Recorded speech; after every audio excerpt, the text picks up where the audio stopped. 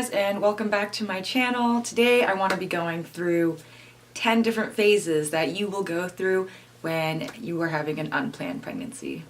Why not just get right into her? We'll just start right now. Let's start with the pre-stage, before the pregnancy. Definitely partying, having fun, beer pong, hitting up the club with your girls. It's just so easy to get into that routine when you're working a minimum job. Oh, it's kind of hard to save. I'm just like in this horrible cycle of doing a job that might not be your dream job. I'm sure most of us in the world are like that. You know, I had a little band of my own with my buddy. It's just like the drummer, me acoustics and singing. It was fantastic. It was the best time of my life. We'd spend hours in the basement just making music. He was an amazing drummer. Shout out to my boy Jesse. Shout out. We did a charity event. We won Battle of the Band. We were just performing at live mics, what musicians do.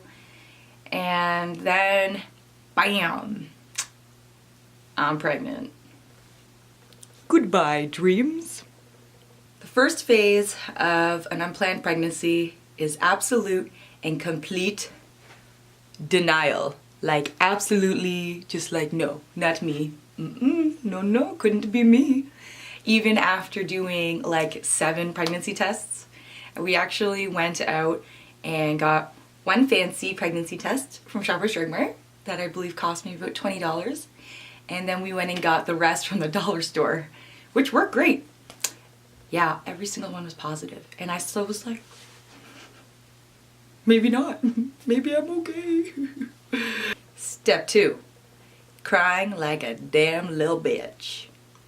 This includes crying by yourself and crying to all your girlfriends and a lot of crying to yourself. Phase number 3, you have to tell your partner. Even that I was like, I'm not ready. I don't want to tell him. I'm not sure yet. But everyone was right. I had to tell him. I told him pretty soon after. I'm pretty sure it was the day I actually did all those pregnancy tests. It was probably one of the scariest things I had to do, was tell him that, because I knew from that moment our relationship, the dynamic would change. You know, we weren't dating super long or anything like that. You know, clearly still getting to know each other. Sorry, I'm not very ladylike. Phase 4. You gotta go see the doctor, and that's the person that will definitely confirm it for you. Well, you go to the doctor, you get the referral so you can have an ultrasound. So my best friend came with me to the ultrasound. They make you chug like so much water and make you hold it for an hour. You think that's terrible, and then more phases happen. Oh God. Once you go to the doctor and you get the ultrasound done, you're gonna see this crazy thing happen. And it's your baby's heartbeat. And it sounds so silly, but it's literally this little tiny thing. It's just little doot, doot, doot. And that's your baby. That's life. That's literally the life happening. You know, as much as you watch movies or see your friends or your family have babies, it's just different when it's in your body. It's absolutely magical. I was shocked when I saw it. Such a simple thing, yet not a simple thing. Such a crazy thing. Such a complicated, beautiful, messy, emotional thing to happen. For me, I definitely, when I saw that heartbeat, it was not such a simple answer. It was not some objective thing. Step 5, you have to make a choice. So obviously there's 2 options out there. Obviously it's a big dispute out there in the world of what people feel like is right and wrong. When it comes down to it, it's your life, it is your choice. For me, I did not see myself, honestly, from the beginning to have an abortion. As much as my partner was not, he definitely was saying that he was not down to do this at all, and that it would ruin our lives, and, you know, valid things to think about, things we should have thought about before.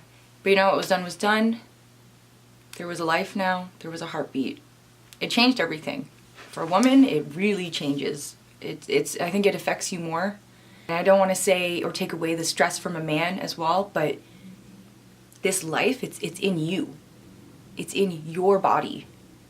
You know what? Even if you made that hard choice to not keep your baby, I'm sorry, but it just won't affect the man as much as it will you. In my opinion, I really don't think it will. Especially if they never want him in the first place. I was over that phase of party. I had my fun, you know, I graduated. I think I had enough life experience to feel like I could raise a decent human being in the world. And I think that's the goal, right? To raise people in the world, to be good. Phase number 6, having this fairy tale thought in your head of having a family, which isn't crazy, I think. You know, you just picture your family eating dinner together, and you picture you and your partner raising a baby. For me, I never pictured doing it this way. Even though you know the man resents you for the choice that you have made. And, you know, obviously, again, it's a personal thing. The way I was raised was very family-oriented, you know. Growing up with a dad teaching me how to ride my bike, a mom playing the guitar and having us sing along, you know, going for picnics, adventures together as a family, fighting as a family, getting along as a family, apologizing as a family. That's how I think I pictured my future. But that's life. Things change, doesn't it? I think because I wanted to make my family work so bad, I continuously put down what I thought was my pride at the time. My partner was not pleased with the decision I made, so I took a lot of shit. Like, a lot. But like I said, with the pride thing, I think at some point I had to realize maybe it was my self-respect. I think there's definitely a fine line you have to figure out there. For me, like, I thought I was putting my pride down. I thought that, you know, I had to be understanding that I know he didn't want this, and that he was very angry and he felt like he had no choice, which I also understood. But at the same time, I felt like he didn't understand me, that this life was in me, it was in my body. I was just trying to make him happy.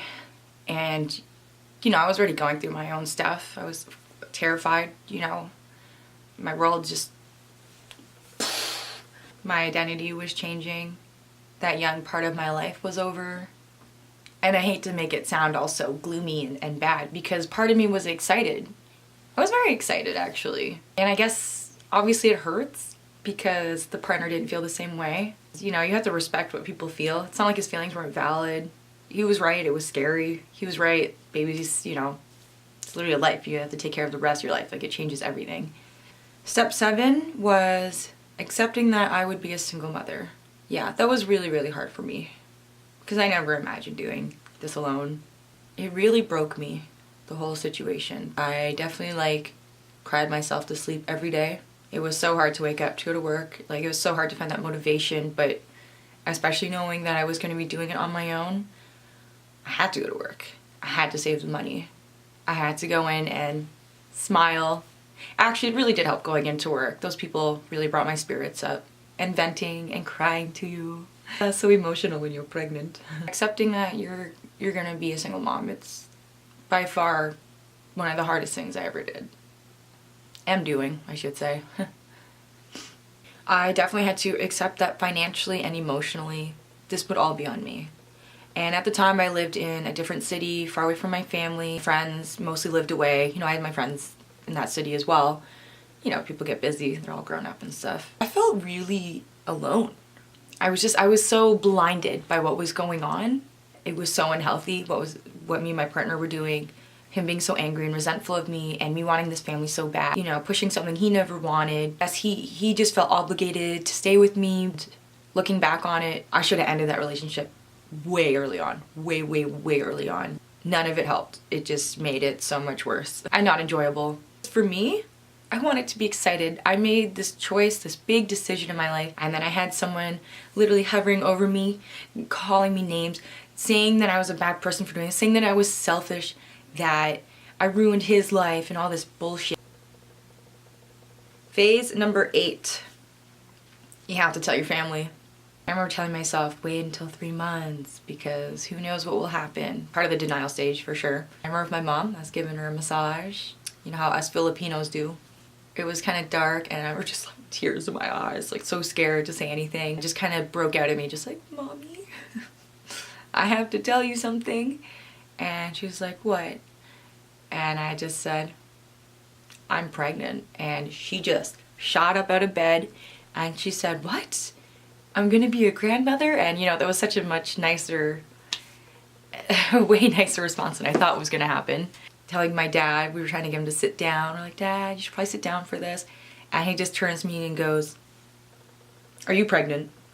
And it was like endgame right there. I was like, and his reaction was, I'm glad I'm older now for this. Not that me, but him, he's older. The support that I got from both of them was amazing. There was no yelling. There was no, I'm disappointed in you. There was just, what's your plan? What are you gonna do? And we talked like adults. We went through the plan. I didn't feel alone. And I wish I had told them earlier, to be honest. They loved me, and I don't know why I was so scared to tell them. Well, I do know why I was scared.